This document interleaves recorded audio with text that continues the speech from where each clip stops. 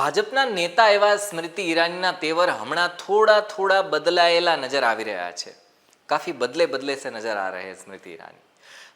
અમેઠીમાં કોંગ્રેસના સામાન્ય કાર્યકર્તાઓની સામે એ ચૂંટણી હાર્યા એના પછી ભારતીય જનતા પાર્ટીએ તો સાવ સ્મૃતિ ઈરાનીના સાઇડલાઇન જ કરી દીધા છે એવું લાગી રહ્યું છે, એવું હું નથી કહી રહ્યો. આ બધાની વચ્ચે સ્મૃતિ ઈરાનીએ એવું કહી દીધું છે કે રાહુલ ગાંધીના સ્વભાવ અને રાજનીતિમાં મોટો બદલાવ આવ્યો છે. હવે તમે રાહુલ ગાંધીને હલકામાં ન લઈ શકો. શું કહ્યું એમણે? વિસ્તારે વાત કરીએ વિડીયોમાં. નમસ્કાર, વાઇબ્સ ઓફ ઇન્ડિયા સાથે હું સમીર.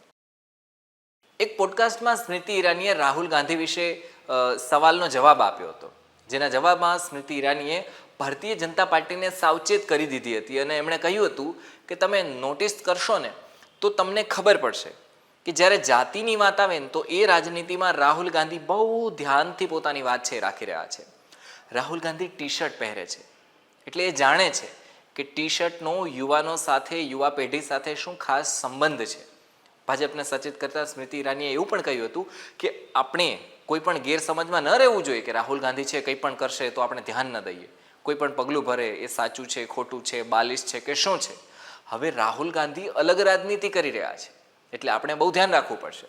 કોંગ્રેસના નેતા પીસી શર્મા છે, એમણે પણ સ્મૃતિ ઈરાનીના આ વિડીયોને શેર કર્યો હતો અને કહ્યું હતું કે હવે સ્મૃતિ ઈરાનીના જે વખાણ છે એ રાહુલ ગાંધી માટે કંઈક અલગ દર્શાવી રહ્યા છે. આ જ નફરતના બજારમાં મોહબ્બતની દુકાન છે. અગાઉ અમેઠીમાં રાહુલ ગાંધીને હરાવનાર જે સ્મૃતિ ઈરાની છે એના વિશે કોંગ્રેસના કાર્યકર્તાઓએ સ્મૃતિની સામે અનાફ શણાફ વાતો કરી હતી અને રાહુલ ગાંધીને ખબર પડી એટલે રાહુલ ગાંધી જે તે સમયે જ્યારે ત્યાં ગયા હતા ત્યારે કોંગ્રેસના કાર્યકર્તાઓને બરાબરના એમણે તતડાવ્યા હતા કે નફરતની રાજનીતિ કોંગ્રેસની રાજનીતિ નથી, કોંગ્રેસ મોહબ્બતની રાજનીતિ કરે છે, નહીં કે નફરત ફેલાવવાની. રાહુલ ગાંધીએ કોંગ્રેસના અમેઠીના કાર્યકર્તાઓને કહ્યું હતું કે હાર જીત છે તો થતી રહે, રાજનીતિ છે, આજે હાર હોય કાલે જીત હોય, કાલે ફરી હાર હોય, શું ખબર. સ્મૃતિ ઈરાની અથવા કોઈ પણ એના સિવાયના જે બીજા નેતા છે એની સામે અપમાનજનક કે વિકૃત ટિપ્પણી કોંગ્રેસના કાર્યકર્તાઓ બિલકુલ ન કરવી જોઈએ.